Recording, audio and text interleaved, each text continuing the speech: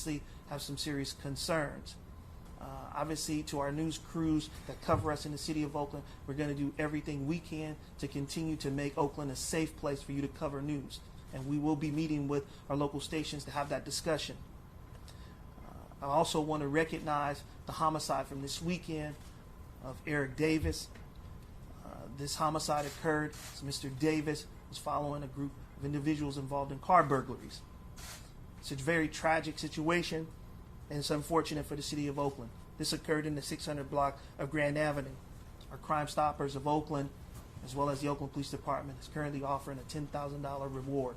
Today I'll be releasing the description of the vehicle as well as a photo of the suspect vehicle in that crime.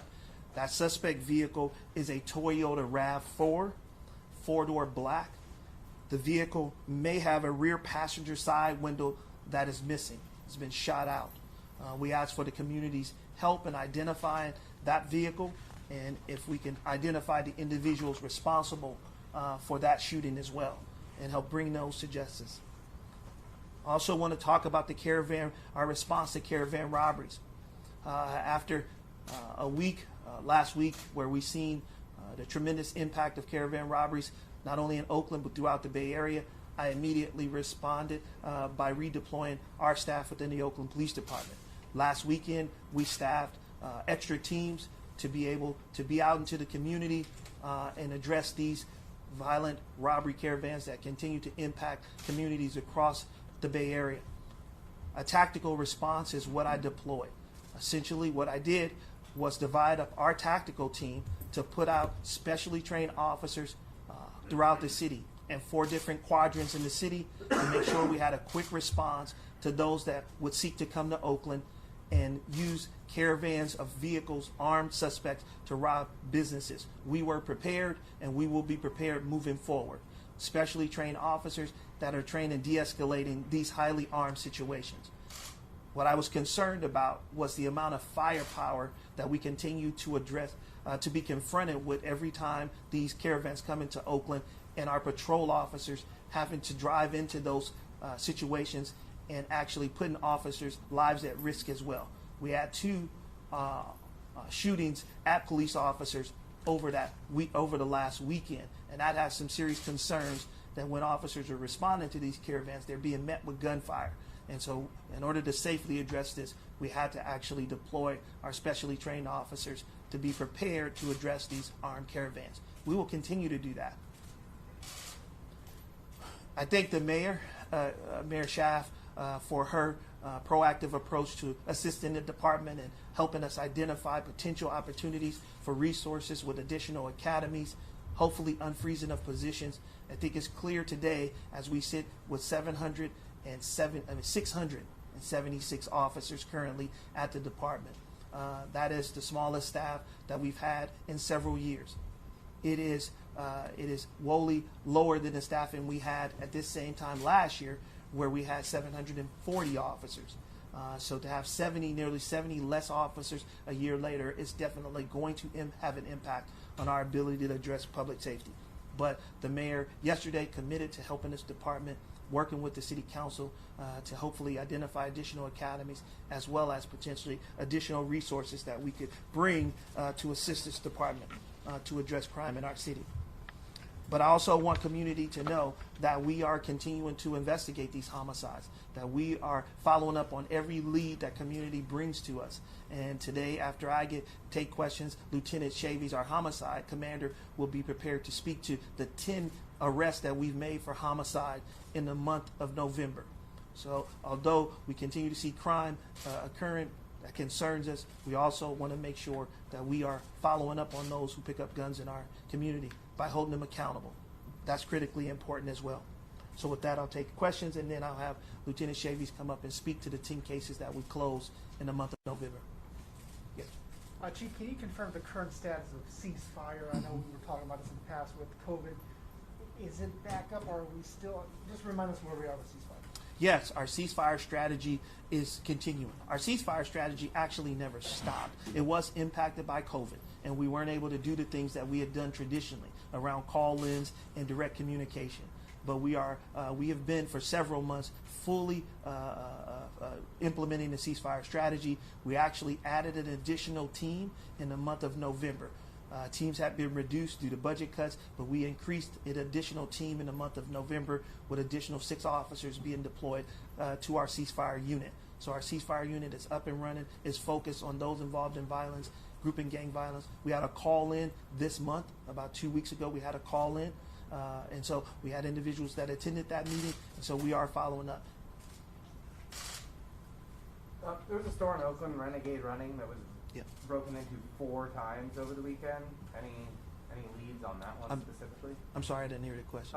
So there's a store called Renegade Running here in Oakland that posted about having been robbed 4 times in the last couple weeks. Any specifics, any suspects to that one or to any of these? No specific suspects for that, but what we have seen is vehicles, one particular group in a vehicle commit multiple auto burglaries. And I think it's important when community sees these individuals committing these crimes that they first call 911, but also if there's any images that they can capture to help us investigate those crimes, we really would appreciate that and appreciate them sharing with us. Because what we've seen over and over again is a trend of a group of individuals that sometimes are not even from Oakland come and commit multiple burglaries, as high as 30 burglaries in one particular hour period, going from car to car, breaking into cars. But if that information is not shared with law enforcement, then we can't have an immediate response. And so we ask people, even though it's an auto burglary, to still call 911 so that we can immediately respond and address that crime. How do you think these groups, the mass robbery things, how are they coordinated? Well, we know that the use of social media is how they're coordinated. We know that some of our groups and gangs that we've identified in the city of Oakland are participating in these armed caravans of robbers. And so we know that they are coming from outside of Oakland as well. We've seen individuals that have been arrested from Vallejo and Fairfield and up to Stockton. So we know that several individuals from other cities are coming to our community to commit these crimes. And I think it's important that we continue to coordinate from a regional perspective. And we have been having regional meetings to discuss the impact of these robberies across the Bay Area with other agencies. Wanted to, on the subject of staffing, wanted to get a sense for yesterday the mayor's announcement of work to reverse that freeze. I guess what impact would that have? And also, I'm curious how many folks are you expecting to get from an upcoming training academy that's going to be graduating here soon, and where will those officers be deployed? Are they going to patrol? Are they going to investigative units? Yeah, so we just started an academy on November 15th that had 39 new recruits. That's the highest number of recruits that we've had over several years. So we look forward to their graduation in April of 2022. We're going to do everything we can to keep all 39, but there's a possibility that we might, obviously with attrition, a couple might not make it, but we expect to be over 30 when we finish that academy. We also plan to graduate on December 22nd, 26 recruits that will finish on December 22nd of 2021. They will go into patrol immediately. All 26 will be deployed into patrol. So that will help us. We've seen an increased number of open beats in our patrol staffing. We want to fill those beats immediately, and the graduation class will help with that. So we look forward to that. Do you expect any staffing changes when it comes to detectives, adding additional resources there, or reorganizing to help solve some of these unsolved crimes that are out there? Yeah, I think once we fill the patrol beats, then we'll start to allocate additional resources to our investigative units. That will be the focus. We also will seek to fill our ceasefire teams as soon as we can. And so we need both. We need our patrol officers, but also we have to fill those specialized positions that focus on violent crime, like ceasefire and our Violent Crimes Operations Center. Both of those units need to be filled as well. Chief, can you? Oh, sorry, go ahead. Chief, there are security cameras like everywhere. Are they helpful, and what are the limitations of using them to help you solve crime? They are tremendously helpful. I think having surveillance cameras provides really good evidence for our criminal investigators. I would say that the vast majority of homicides and other crimes that we solve actually include the use of surveillance camera video footage. And so, we believe that it's an effective tool. We believe that technology is probably the quickest way that we can help strengthen our crime fighting efforts. I think in Oakland, our privacy committee is a very strong privacy advisory group, but I think we have to be open to increasing the technology that we have in the city of Oakland. And I think we're in the 21st century where everybody's videotaping everything, where we see phones pop out immediately. But in the city of Oakland, not to have a citywide surveillance camera system, it puts us definitely behind the eight ball, because we have to go out and ask community members to bring forth video. And we don't have it immediately available to our investigators. And so I think that is important, that we rely on technology. It takes a long time to get officers through the academy. Technology is something that we could get on the ground much faster. Chief, are you able to provide specifics on both Kevin Nishida and Eric Davis? Can you talk about reports that the gunman shooter opened fire first before any attempt at robbing the reporter of equipment, or could it have been accidental discharge? That's for this one. And then for the Lake Merritt case, can you confirm whether the victim had interrupted for someone else's burglary and then his own, or just someone else's, and what, if any, relationship that purple Jeep Grand Cherokee that we've seen on video is? So I'll first say that from the Kevin Nishida investigation, I can't speak to specifically how and which it went, the shooting started. I think that those are things that we're still looking into. I think when we get more information in investigation, we'll be able to clear those things up. Here's what we do know, that there were multiple rounds fired. So that does not appear to be consistent with an accidental discharge when multiple rounds are fired. As far as related to the Eric Davis homicide, I'll say that we're not prepared to release information as to what happened first. What we know is that that vehicle had been responsible for other car burglaries. And so that's why I think it's important that if the public saw that vehicle prior to the shooting, prior to this incident, we need to know that information. We need to know the locations of where that vehicle may have been seen earlier in the day. So that's why I think it's important that we release the photo today to the public, in hopes that someone had seen that vehicle earlier in that day, and could help us better understand how we can identify that vehicle. And any specifics as to how one of the windows may have been shot out on that RAV4? No, I'm not going to go into detail at this point. We still obviously are early on in the investigation. There's more things that we need to look into before I release how that happened. With the increased police presence in Chinatown, I've noticed, have you seen a reduction of crime there? And if so, do you plan to implement that strategy anywhere else in the city? Yeah, I mean, I think we feel good about saying that we have seen a huge reduction in crime in Chinatown compared to the first half of the year, and it was due to an increase in presence, officers on the ground, officers walking in the area, but also the Blue Angels, the community volunteers in Chinatown that have also stepped up. And so I do think that sort of model can be used in other areas in the city, but it really is a resource issue. I'm working officers on overtime, and when you have a small number of officers, it is the same officers obviously working these overtime shifts. That has an impact as well. And so we're trying to balance the health and wellness of our officers as well. Thank you. You mentioned these tactical teams. I'd like to get more information about what exactly they are, what kind of equipment are they using, how many people are on each team, sort of thing, and you say that that's expected to continue. How does exact same teams moving forward every weekend from here on out?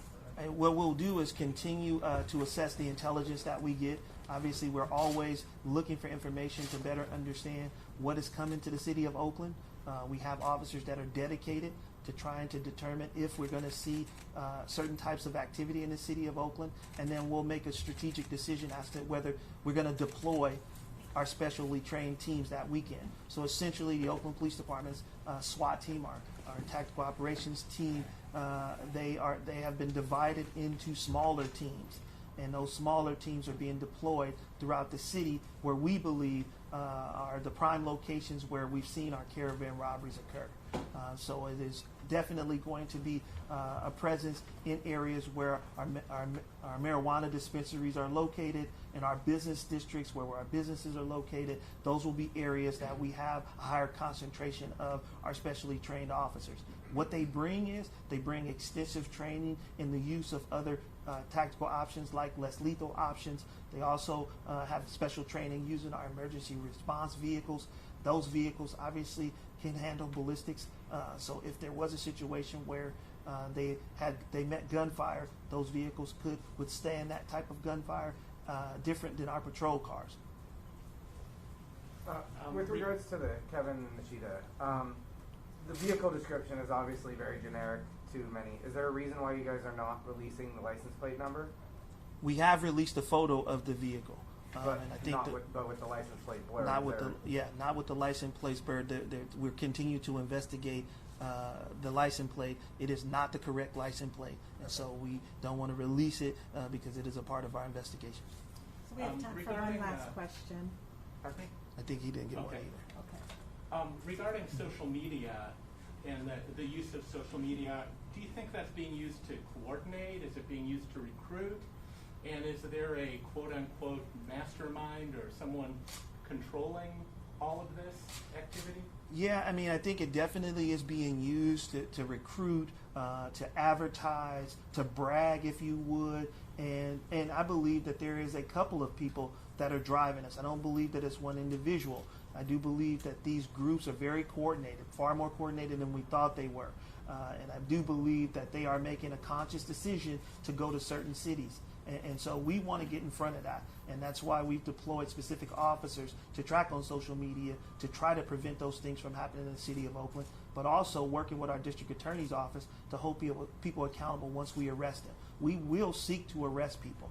We are going to make some policy changes just to allow our officers to have more latitude when it comes to the apprehension of those involved in these crimes. We're also going to be working with other departments in the city of Oakland, like Public Works, to ask for barriers to be put out in certain areas in the city, certain locations that we believe we can cut off and deny vehicular traffic to, so that we can prevent these looters from coming in with vehicles and using those vehicles to escape. So if we can lock down these areas and make people come in on foot, we think that helps to prevent these things from happening. And we've seen those strategies work in other cities. Okay, and last question? Chief, I was wondering, are there any other options besides the academies to bring in more officers?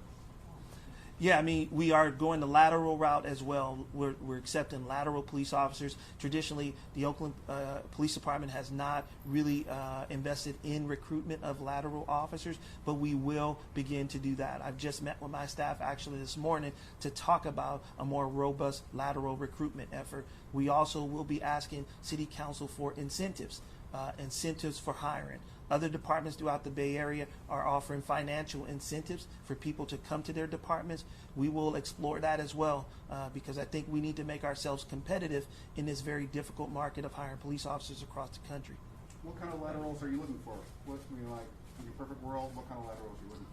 Well, I mean, I think it's experienced police officers that have a good track record, that haven't, behaved inappropriately, have no unprofessional conduct, and can come in and bring something positive to the city of Oakland, to the Oakland Police Department. We would definitely welcome them. Anybody interested in progressive policing? Yeah. Chief, can I have 10 seconds to change my recorder? Yeah. I'm sorry. Thanks very much. There you go. That was the last question. I just want to sum it up, by saying I really thank the members of the Oakland Police Department. The men and women of the Oakland Police Department have really stood strong in this moment.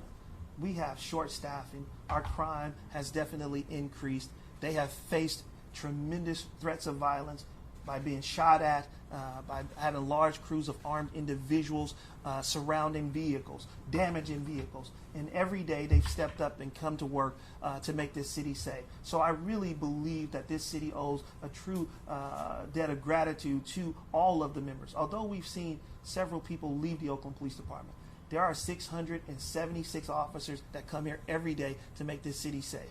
They should be recognized. I hope this community appreciates them. This is a challenging moment for all of us, and particularly those in uniform that go out there every day to address this. Please support them. Please know we're doing the best we can, and please know that we believe that we're going to actually be able to manage this violence. But it's going to take a collaborative effort from everybody in this city, and I'm glad to see that we are working together to try to come up with solutions and not pointing fingers in this moment. People expect us to step up, and that's what we're going to do in this moment. So I really thank the city leadership for scheduling a meeting on December 7th to have these discussions. It's important that the people in this city know that we are not turning a blind eye to the level of violence that people are experiencing every day in our community. That's important. That's important to the day-to-day lives of people.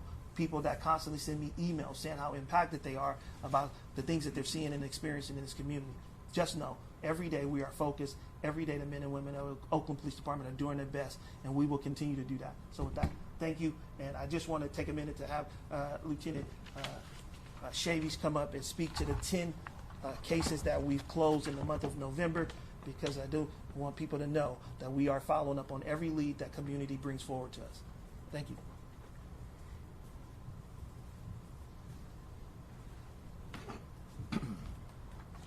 Good afternoon, everyone, or morning still. My name is Frederick Chavis, Frederick, Shavis. What is that again, sorry? Frederick, Frederick,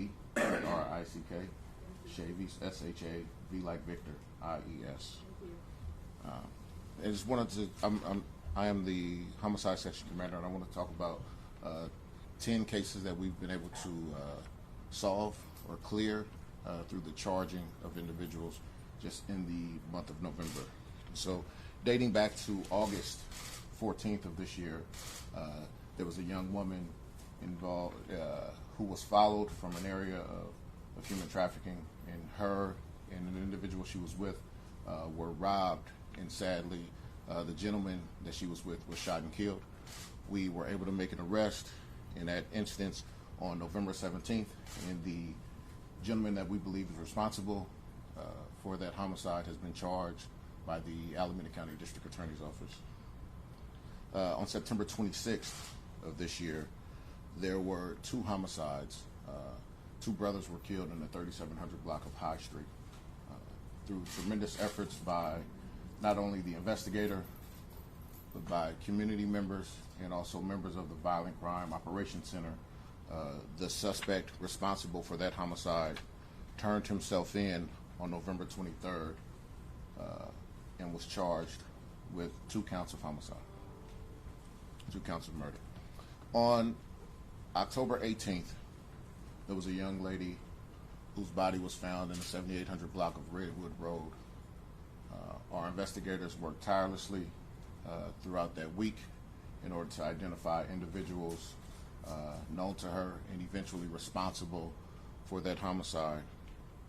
And on November 2nd, that individual was arrested, and the case was presented to the District Attorney's Office, and the gentleman was charged with murder. As you all know, it's been talked about, but on October 21st, retired Oakland Police Captain Percy Joyner was robbed by multiple individuals. 3 individuals that were responsible for that incident were arrested on November 18th and charged on the 19th for that incident. On October 29th, a young man was gunned down in the Tassafaronga Village. Investigators, along with our patrol officers, responded and were able to quickly identify the individual responsible for that incident. And on November 2nd, he also was charged in the death of Mr. Jackson by the Alameda County District Attorney's Office. On November 13th of this year, there were a number of individuals who were at Lake Merritt when they were approached and robbed. We've made 1 arrest, and we believe additional arrests are forthcoming. But one of the individuals involved in that incident has been arrested and charged by the Alameda County District Attorney's Office. Tragically, on the 18th of November, just up the street here, 2 individuals, a young woman and a young man, were killed in a residence here in downtown Oakland. Patrol officers were able to apprehend the suspect. He was interviewed and was later charged the following day by the Alameda County District Attorney's Office with 2 counts of murder. And then on November 2nd, we had a young man who was tragically shot in the 5000 block of Melrose Avenue. Shortly thereafter, we were able to identify a suspect. We were able to take the gentleman in custody. He was charged with 2 counts of attempted murder. And tragically, on Thanksgiving morning, our victim succumbed to his injuries, and we are presenting the new case to the district attorney's office, and that should be done here today or tomorrow.